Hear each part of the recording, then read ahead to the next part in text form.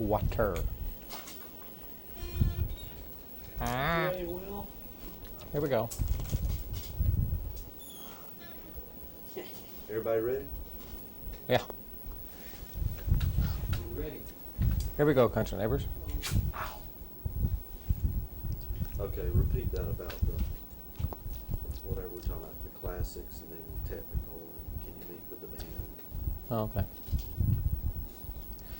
Riverside has built its academy with its curriculum. It's noted for a college preparatory, very classically defined curriculum. Nowadays, many colleges, however, require the students be very familiar with computers and that kind of technology. Can Riverside meet that sort of demand? Okay, I had something written down here about the 3 R's. Do you remember anything about that, what you might have asked? Yeah. Read. If I can believe what is available in popular magazines, you would come to understand that public schools had gotten away some time ago from teaching reading, writing, and arithmetic, but now they were getting back into it. Riverside, I understand, has stuck to the 3 R's all along.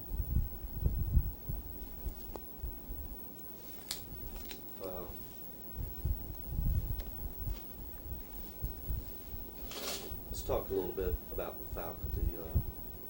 You said something about you thought most of them might have some type of military background. Is that true? Something to that effect? All right. Because Riverside is, as its name is a military academy, I would guess that most of the faculty were military men. Is that not true?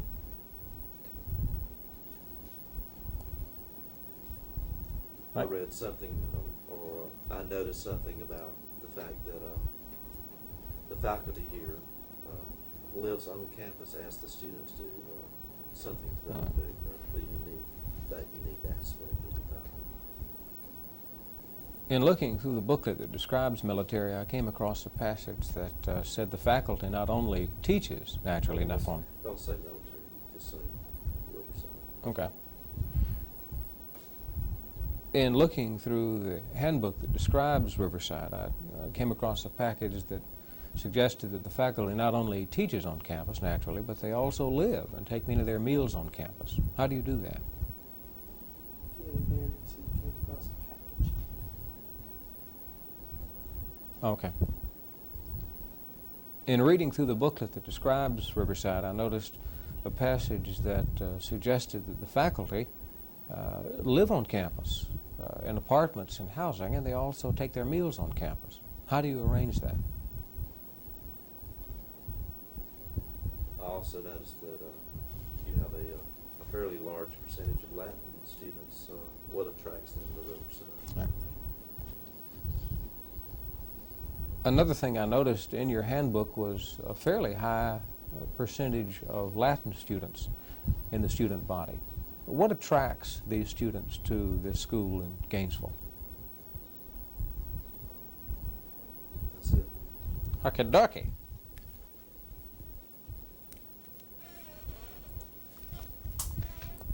All right, now we're ready. Is this okay to sit here, Yeah. leaning like this? Just address Bill the whole time. Just Okay. forget us. We're rolling. Okay, Bill, why don't you do your voiceover and then pause about 5 seconds and ask your first question. All right. One of the things that makes Riverside Military Academy particularly distinctive, let me start that over. One of the programs that makes Riverside distinctive is its military training. Lieutenant Colonel William S. Buckley is the senior military instructor at Riverside Military Academy.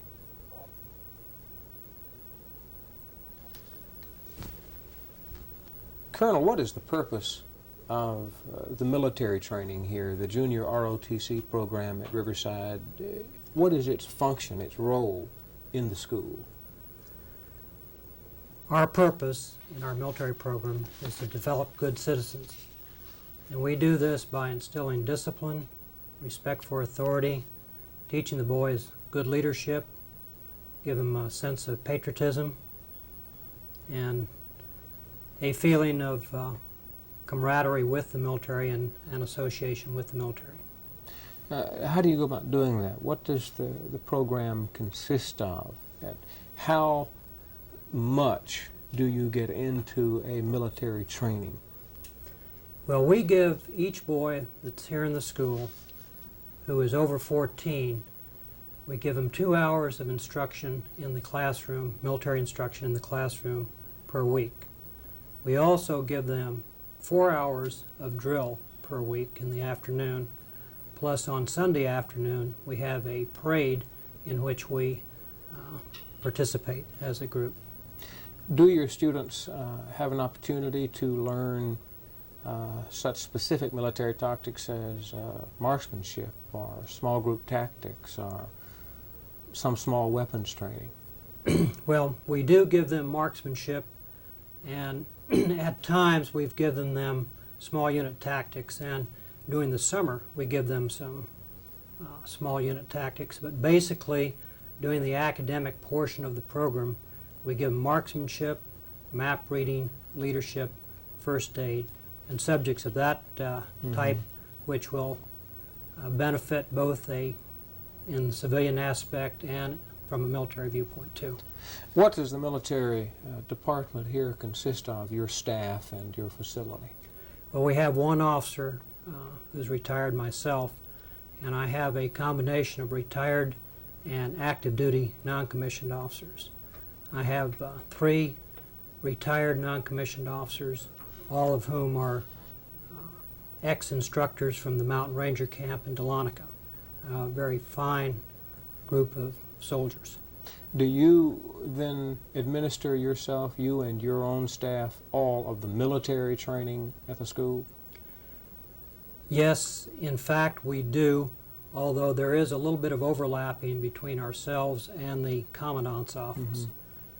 But basically we give all the military instruction.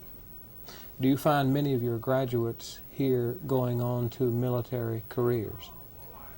We find that we produce about 1 per year that goes to one of the service academies on an average. This year we happen to have 1 go to the Air Force Academy and 1 go to the Merchant Marine Academy. We feel probably about 20% go into the college ROTC program, and each year we have maybe 10-15 boys that will sign up for one of the services in a enlisted status. Do you think the presence of the military training on campus here at Riverside is what makes it distinctively Riverside Academy? If it were stripped of that, do you think it would lose much of its reputation, much of its character? Yes, definitely. It's been a military school for a long, long time. The military's always been strong here. The school supports it very strongly, and it's a very integral part of the military, or of the program of the school. One of the words I've heard used by others on the faculty and the staff here, one word, is discipline. Now, I'm accustomed to what that means in the Army, but what does that mean at this school? Who administers it? Well, the school has a rather stringent set of rules concerning or governing the daily life of the cadets. This program is administered by the Commandant of Cadets, and there's a system of rewards and punishments. The rewards people receive for doing things that they're supposed to, and the punishments they receive for not doing what they're supposed to or not doing it sufficiently well. What would be a reward? A reward would be, for instance, merits that are given to them for good grades. Above a certain level in grades, they receive merits. These merits can then be used to get extra time to go downtown in the evening, that type of thing. Do you have cadet student cadre? Yes, we have a whole system of a chain of command with the Corps of Cadets is organized along a military system, and we have cadet officers and non-commissioned officers, and they in fact administer most of the program of the military program. Those cadet officers then are there in their positions as reward for outstanding effort? Yes, that's right. A combination of their grades, their efficiency in their previous work, and their disciplinary record. Can I ask unless the details are altogether too gruesome, what might be the punishments? The punishments can be usually one of two things, either extra work details or walking what is called the bull ring, which is a punishment tour where they walk so many hours for so many demerits. But you don't necessarily put people on ship and sail them off never to see the country again. It's not quite that bad. We have been talking to the senior military instructor at Riverside, Lieutenant Colonel William Buchly. Now, what else might you like me to ask? You left out one question that I would Okay. like to have gotten. Maybe I Yeah, maybe I didn't answer it the way Be edited in. Okay. Okay. got all kinds of tricks in. Let me know when. Do you conduct any military programs during the summer months as well? Yes, one of our most interesting programs is our summer leadership camp, which we run in 3 phases. First phase starts here at the school, and we bring the cadets back, particularly the cadets who will be the cadet leaders for the next year. And we run them through all the aspects that we expect them to know so that they are very knowledgeable of the subjects that they will teach, and so that they have the proper wording on the top of their head when they instruct the new cadets in these various aspects. Then we go down to Fort Benning, Georgia, the infantry school, for 2 days down there, and go through various types of leadership training down there, to include the leadership reaction course, where cadet teams go through small leadership problems. Then we bring them back and take them up into the mountains of North Georgia and give them patrolling, mountaineering, and end up with a hike on the Appalachian Trail. A very effective, hard 2 weeks of training, a lot of physical training involved in it, and a very effective means of developing our cadet leaders. Do any of your students have an opportunity to attend either the actual Ranger Camp or jump school? No, that's a college program, and they do not. However, when we are at Fort Benning, we do see some of the airborne demonstration, but our boys do not go through any of the actual training. Why don't you ask something about how valuable is it, military-wise, to be able to have a school like in Florida? I assume that helps to be able to... No, that's kind of a ticklish question too, because my opinion is not in sync with the schools.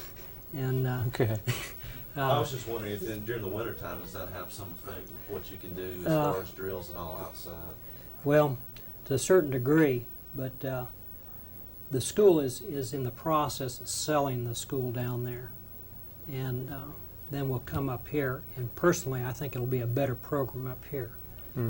We do benefit from Fun of the sun. from having the sun all the time, or the good weather down there, and we go into a slightly different program down there. But Okay. beach blanket you. I might get a little cross purpose there with the school, and I Okay. just as soon avoid that. Is there anything else you could think of you'd like to talk about, military-wise? No, We can add on any question you'd like. the only thing I might add is that if a kid goes here and goes into the service, he gets a little bit of a upper edge. But let's not do that. All right. Okay. Let's not Well, do I think we covered it Okay. good enough. Well, we're going to do... This? Well, it When certainly... we're ready, we'll do cutaways, just 2 different angles, about 30 seconds each. Okay, you want me to just chat with you? Just or- look at me and no, you don't talk at all. Every once in a while, nod your head or whatever. Well, say something amusing. I just... Well, let's talk. Don't say anything amusing. Why don't you give me your impressions of this coastal fishing show, and I'll nod whether or not I think you're on the right beam or something. Well, apparently Sunday we're going down to the coast of Georgia and do a series of programs on coastal fishing, 4 altogether, I believe.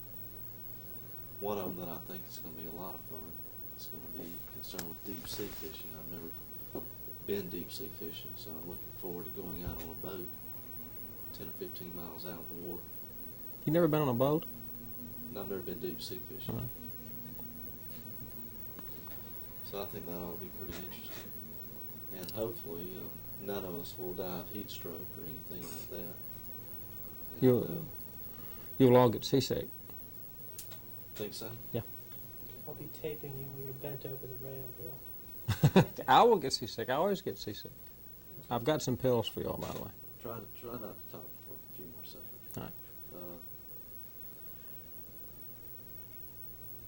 One thing I do want to do is go to that restaurant we went to in Darien. I don't know, is it Archie's? I think you nod your head.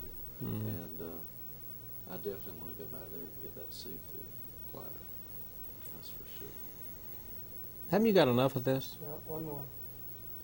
And I think last time I got the seafood platter, and I was starving, and it was so much I couldn't even eat it all. Mm-hmm. Okay. Thank goodness. There's nothing more tedious in the world. All right. We're still rolling. Okay. Let's see. See if you can remember. This is the second question. I've got program consists of how much military training. Does that ring a bell with you? How much is it? How much of a student's curriculum here is involved in the military training aspect? Did you ask anything like that? Do you remember that question? I don't know, you can't run it back on the tape, or is that too much? No. I think, was that the first question? It was the second one after you. What does the program consist I of? think you just said, what does the program consist of, the military program Okay. consist of? Okay. Going to be needing the tape soon. What does the program consist of? That is, the actual military training. What do you do here? How do you describe the program? Okay, you asked something about marksmanship, weapon training, small unit tactics. All right. What sort of military training do you do? As an example, do you teach marksmanship? Do you teach rifle training, small arms, marksmanship, small unit tactics? Okay, something to affect just the makeup of the military department here. I think he named just a All right. bunch of different officer types. What about your department? Do you have full-time military instructors here? What sort of faculty do you have, and what kind of facilities do you have available? I don't think you asked about facilities. Okay, let me re-ask it and drop it. Tell me about your department. Do you have full-time military instructors here? Who makes up and who consists of your department? Okay, you asked something about, do you actually, you and your staff at